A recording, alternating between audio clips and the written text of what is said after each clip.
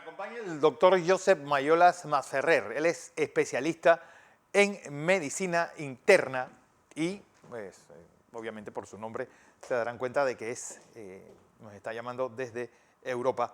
Doctor Mayolas, bienvenido a Panamá y bienvenido a Next Noticias. Muy buenas tardes, muy buenos días para ustedes.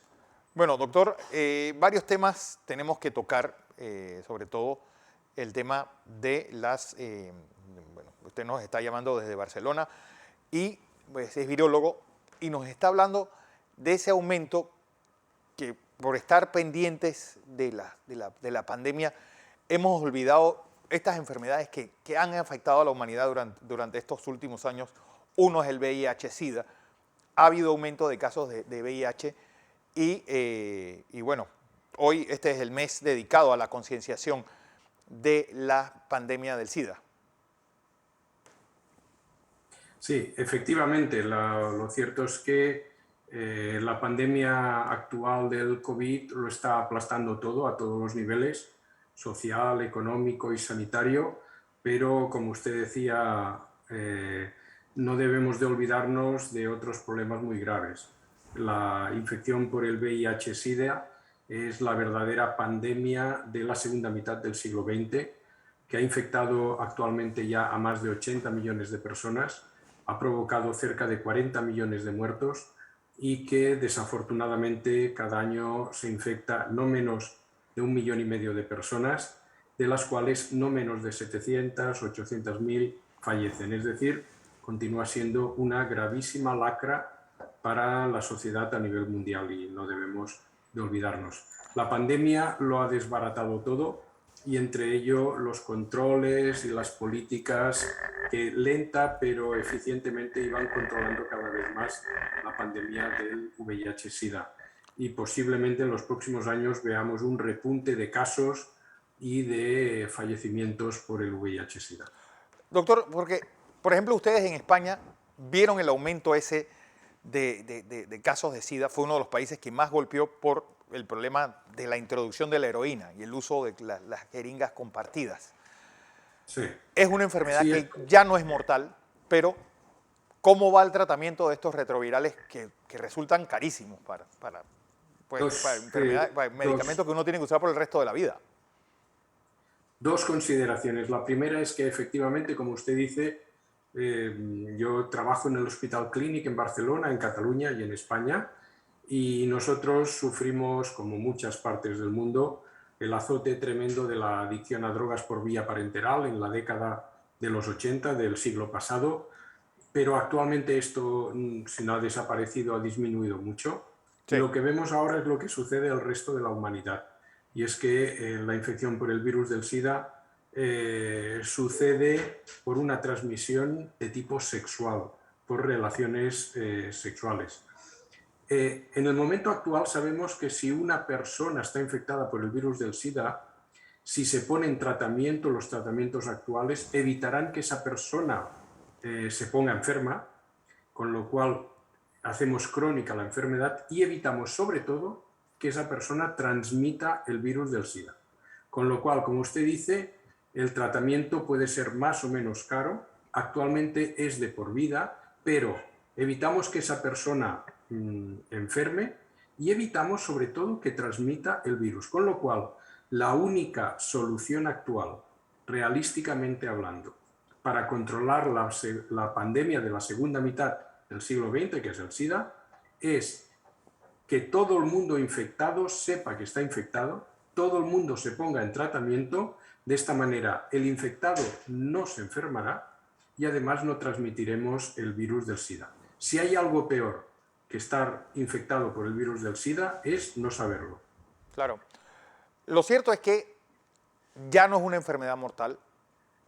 Ya el porcentaje de personas infectadas que terminan muriendo de SIDA es cada vez menor. Y yo creo que ha sido, y bueno, aquellos que disfrutamos de esa novela de Más grande que el amor, de Dominique Lapierre y Larry Collins, sobre cómo se fue descubriendo esta enfermedad, es tal vez después del coronavirus una carrera contrarreloj de la parte científica en convertir esta enfermedad, pues controlar sobre todo sus efectos posteriores. Sí, pero como usted dice, ya no es una enfermedad mortal siempre y cuando el paciente, la persona infectada, reciba el tratamiento, se adhiera a él, haga las cosas bien y esto tiene que ser de por vida. De lo contrario, para que nos entendamos, de cada 100 personas infectadas por el virus del SIDA, si usted no hace nada, en pocos años morirán 99. Mientras que de 100 personas infectadas por el COVID, si usted no hace nada, menos de una de las 100 fallecerá. Es decir, la infección por el virus del SIDA es muy grave y sin tratamiento es una enfermedad mortal. Con lo cual es trascendente identificar a las personas infectadas, tratarlas, dejarlas indetectables para evitar que transmitan la enfermedad. Y esta es la estrategia que la OMS ha puesto para llegar a conseguir que en el 2030 a nivel mundial podamos conseguir eficientemente controlar la pandemia del virus del SIDA.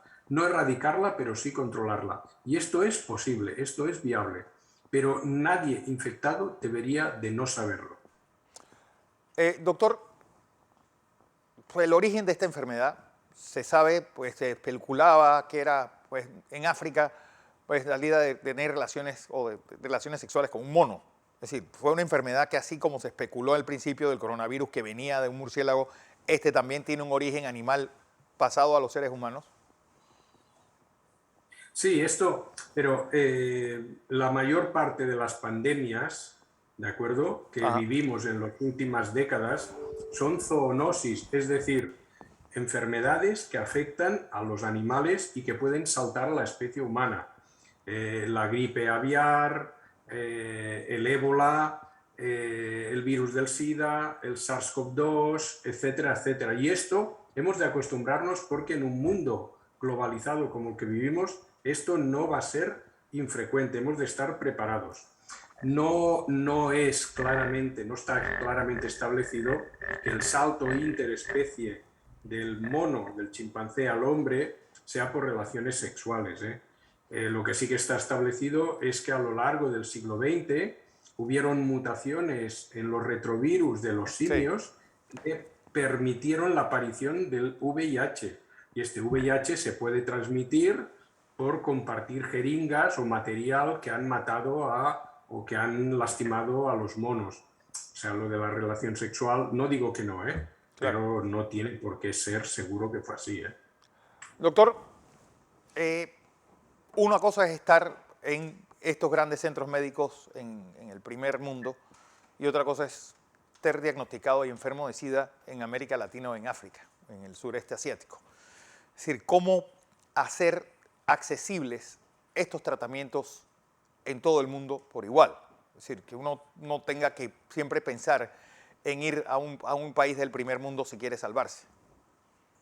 Lo cierto es que en el momento actual, como usted dice, probablemente en países como en el que yo vivo, en España, el acceso a la medicación es más sencilla y más amplia.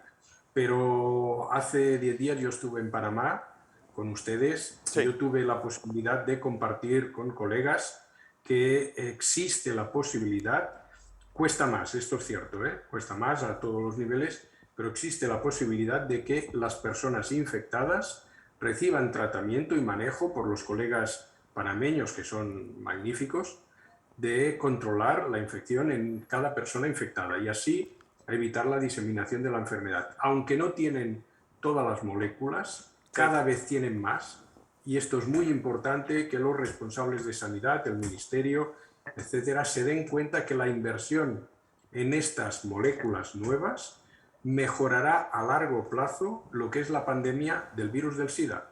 Cada vez tendrán menos infecciones, más fácilmente controlables, con lo cual, en definitiva, será muy eficiente lo que se invierte ahora en estas personas.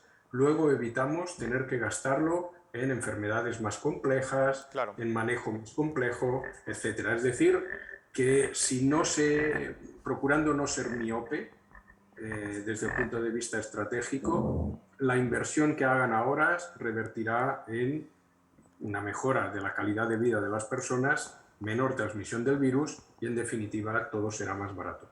Doctor, ¿qué tan lejos estamos de una vacuna contra el SIDA? Pues muy lejos, la verdad es que Muy muy lejos. lejos. Existen proyectos desde hace más de 30 años, todos ellos han ido más o menos fracasando. En mi hospital, en el Clínic en Barcelona, en los próximos meses empezaremos un estudio en fase 1 de una vacuna preventiva para la infección por el virus del SIDA, en el que tenemos muchísimas esperanzas, pero siendo honesto, los resultados, si son buenos, tardarán como mínimo 3, 4 o 5 años. Estamos en ello, pero es tremendamente sencillo. Piense usted que las vacunas tenemos las que tenemos, no las que deseamos. Claro. Tenemos vacunas muy buenas para el SARS-CoV-2, pero no tenemos vacunas para la malaria, para la tuberculosis, es decir, para infecciones que son un azote para la civilización desde hace milenios y no se han conseguido. Es decir, si no inviertes y trabajas mucho, no lo vas a conseguir. Pero invirtiendo y trabajando mucho en ocasiones cuesta, como están viendo, cuesta mucho conseguir resultados. Doctor, Josep Mayolas Masferrer, especialista en medicina interna del Clínic de Barcelona. Gracias, doctor. Muchas gracias a ustedes. Que tengan muy buen día. Así es.